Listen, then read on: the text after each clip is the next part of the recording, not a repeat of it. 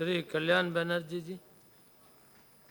Sir, I am grateful that you have given me the chance to speak in respect of the GST bills.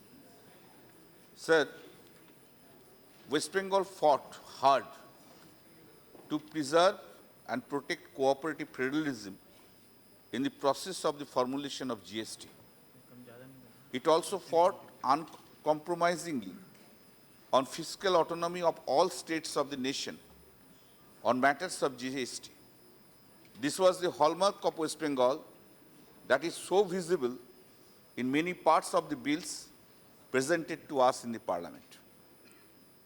As chairman of the Empowered Committee, the West Bengal Finance Minister was instrumental in bringing about a broad consensus among states on single control in the hands of the state below 1.5 crore turnover of small business in its meeting in the great city of Calcutta many months ago. And I believe the Honorable Union Finance Minister, Mr. Jetli, was a witness to this consensus among states that had not been seen even before. Such was the seminal role played by West Bengal in protecting cooperative federalism and fiscal autonomy of the states at many such occasions in the course of formulation of this GST bill. Our leader and the present Chief Minister of the state of West Bengal, Mamata Banerjee, had in principle supported the concept of GST as early as 2009 in our party manifesto. The idea was to usher in a strong and cohesive indirect tax regime that creates a single market for all trade and industry and is beneficial for the common man and small traders and enterprises. A draft GST law was circulated in the month of September 2016, which had many clauses that were not in the fullest interest of the states, common man, and small traders and enterprises. But through the deliberations of the GST Council, a number of ideas were thrashed out, and I believe West Bengal engaged uncompromisingly in a spirit of cooperative federalism and fiscal autonomy of the states. The states in which West Bengal took the lead ensured that the constitutional amendment on GST incorporates the commitment of the central government to give full compensation to the states on account of any loss due to GST for a period of 5 years. The Compensation Act has also been designed keeping in mind the constitutional mandate of the 122nd Amendment of the Constitution, and this will ensure that no state in the country will suffer any financial loss due to GST. Our state has always stood up for the marginalized and needy, small traders and manufacturers who provide the bulk of the employment in the industrial sector have been given due regard in the new GST law.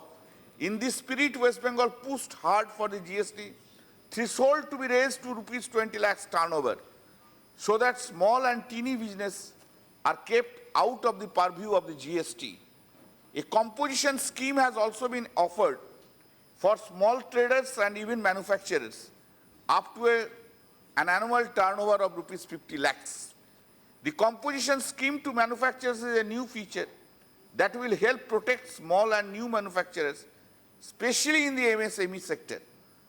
West Bengal stood firm on this new feature that will benefit lakhs of small business and make tax compliance much easier. Additionally, in order to ensure least disturbance and to provide a single interface so that the assessee does not have to face more than one authority, the concept of cross-empowerment has been introduced in the law. State government and central government will empower the officers of the other government under the respective acts so that the assessee has to go to only one office and deal with only one authority. Apart from this, in order to ensure that the small traders do not face any problem in working with the new law, 90% of the assessees of both goods and service below a turnover of rupees 1.5 crore have been kept exclusively with the state governments. The purpose of your GST was to get rid of multiplicity of taxes and the related cascading effect and to unify different taxes into a single entity, so as the ill effects of inflation can be curtailed to a large extent. Adding to this removal of multiple tax texture means a reduction in the cost of compliance, the benefit of which should finally pass down to the consumer. The entire structure of GST has been created on the premise that the common man must benefit from the unification of taxes, and therefore it is necessary that the rate structures of different goods and services is adjusted so as to reduce inflation and also the prices of goods of mass consumption, so that the average Indian citizen benefits from this path-breaking enactment. Another important benefit of the new goods and service tax regime is the boost to ease of doing business. A common law and standardized treatment of taxable entities with the special feature of full set of tax liability incurred being transferable throughout of the nation means that business does not have to think in sales and can compete on a cost-effective and competitive product that can compete in international markets and benefit the common man at the same time. It is expected that such a major reforms in the indirect taxation structure will not only help curb inflation, but will also have a very positive effect on GDP growth. It is hoped that one country, one tax regime will usher in growth in all sectors, boosting both rural and urban economy in this nation. Having said so, even we are concerned in few arenas, which now I want to point out.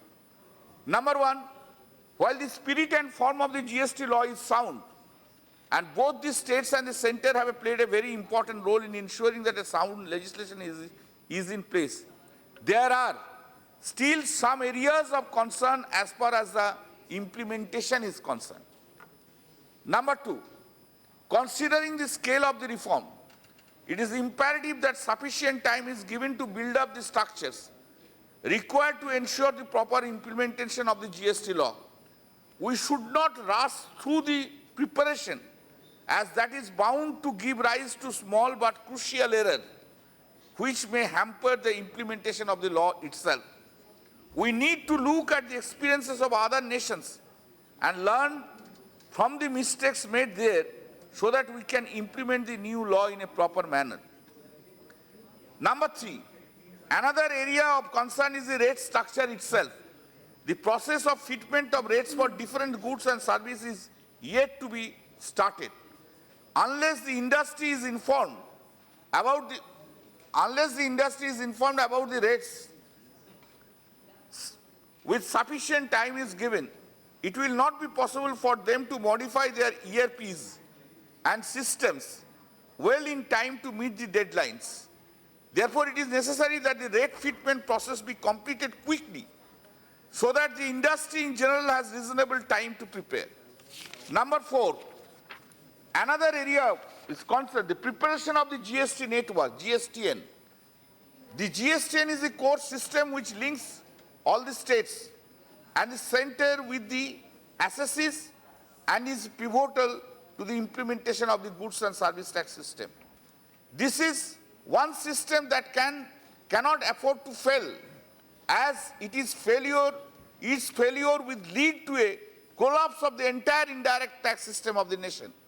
Therefore, it is necessary to get all the models of the GSTN prepared and tested as quickly as possible so that the assessee and the industries have enough time to train up their personnel and gear up their systems. A completely e-based indirect taxation system means that even the smallest player has to be on board, without which the ITC chain and linkage will be lost. The small business must be given adequate time to adapt themselves to this completely new system. In this given situation, it is a complex fiscal reforms. These reforms are There are complexities there. State and center together in a federal polity must take appropriate quantum of time which will be sustainable and successful. I will be having a request to the Honorable Finance Minister through you, sir, that we should not rush for this. Hurriedly rush. Look into this again. Why the defects are there. It should be looked into. Please do not rush. Bring it. You are having a time. 1st July is not the ending. 1st September is also there. Up to 1st September you can get the time. Therefore, you are having time now. And the arenas which have been discussed, still the lacunas are there. Errors are there, which is difficult for implementation. These arenas should be covered.